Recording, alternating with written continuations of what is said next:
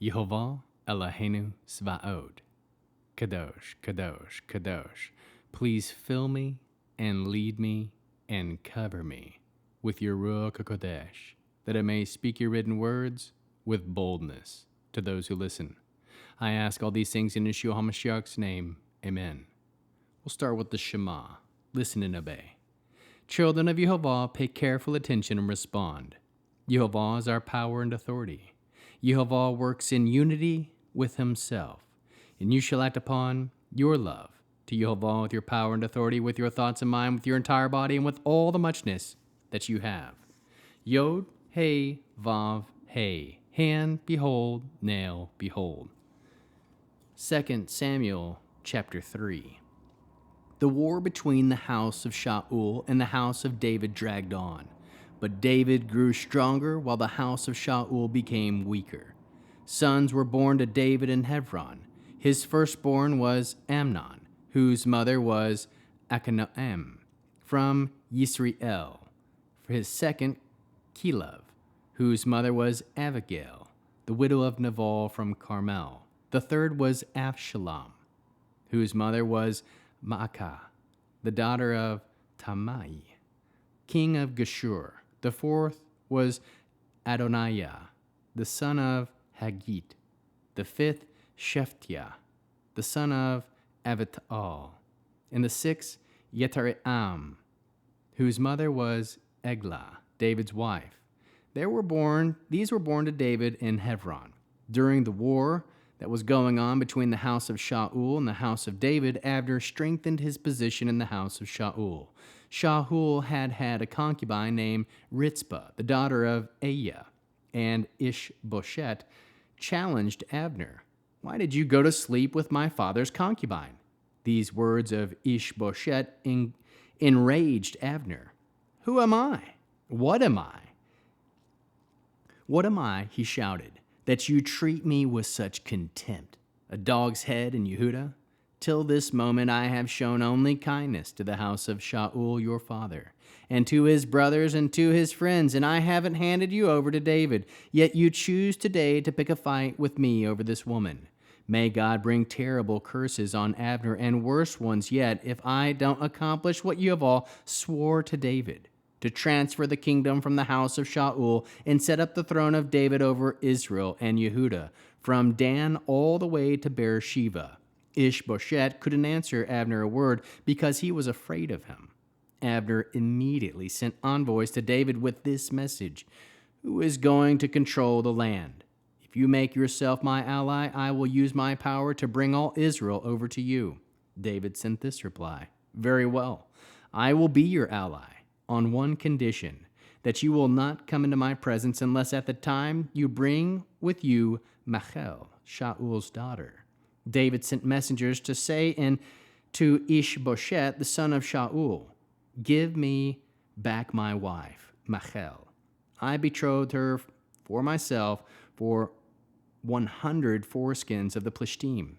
Ishbosheth sent and took her from her husband, Paltiel, the son of Laish. Her husband went with her, crying as he went, and followed her to Bahurim. But Abner told him, "Go back," he returned. Then Abner conferred with the leaders of Israel. He said, "In the past you wanted David to be king over you, so now do it. For Yehovah has said to David, through my servant David, I will rescue my people Israel from the power of the Plishtim and from the power of all their enemies." Abner also spoke with the people of Benjamin. Then Abner went to Hebron and reported to David everything that had been agreed to by Israel and the house of Benjamin. When Abner came to David in Hebron, he brought 20 men with him. David held a feast for Abner with his men. Abner said to David, "I must get up and go to gather all Israel to my lord the king, so that he can make a covenant with you. Then you will be able to rule over everything your heart desires." David sent Abner off, giving him safe conduct. Just then David's men and Joab returned from a raid, bringing a lot of plunder with them. But Abner was not with David in Hebron because he had sent him off under safe conduct. When Joab and all his army had arrived. Joab was told Abner the son of Ner came to the king, but he sent him off, and he has left under safe conduct. Joab went to the king and said, "What have you done? Here, Abner came to you, and you sent him away, and now he's gone? Why? You know Abner the son of Ner. He came only to deceive you and learn what campaigns you are planning to find out everything you're doing." After leaving David, Joab sent messengers after Abner, and they brought him back from the water cistern in Sirah without David's knowledge.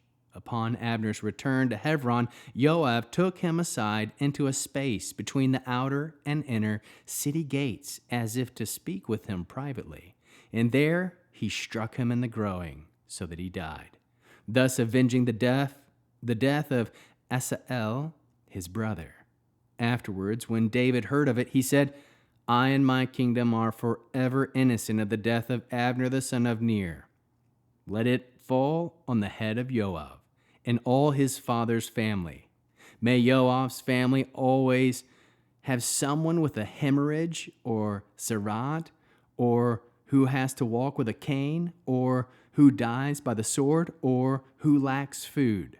Thus Joab and Abishai, his brother, killed Abner because he had killed their brother Saul during the battle of Givon.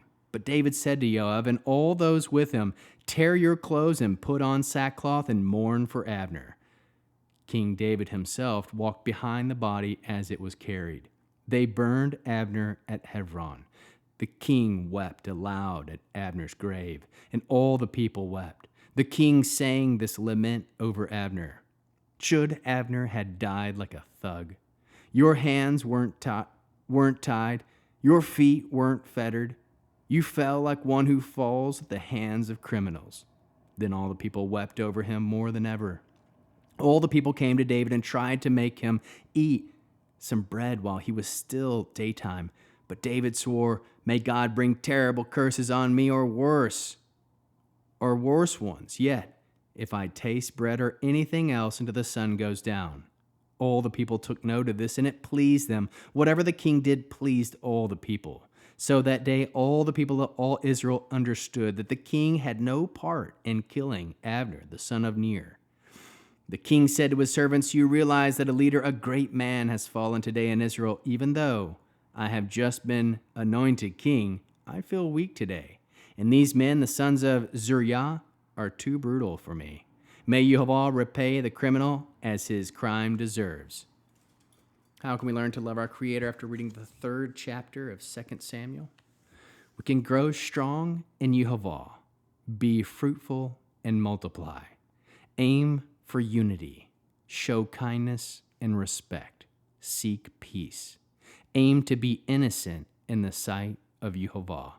May Jehovah be your avenger. How can we love others as Yeshua loves us? We can seek unity, show kindness and respect, bear one another's burdens. We can aim for unity and peace even with enemies. Produce spiritual fruit: love, joy, peace, patience, kindness, goodness, faithfulness, humility, and self-control. We'll end with the Aaronic blessing using the name. Yehovah will kneel before you presenting gifts, and he will guard you with a hedge of protection. Yehovah will illuminate the wholeness of his being toward you, bringing order, and he will provide you with love, sustenance, and friendship. Yehovah will lift up the wholeness of his being and look upon you and set in place all you need to be whole and complete.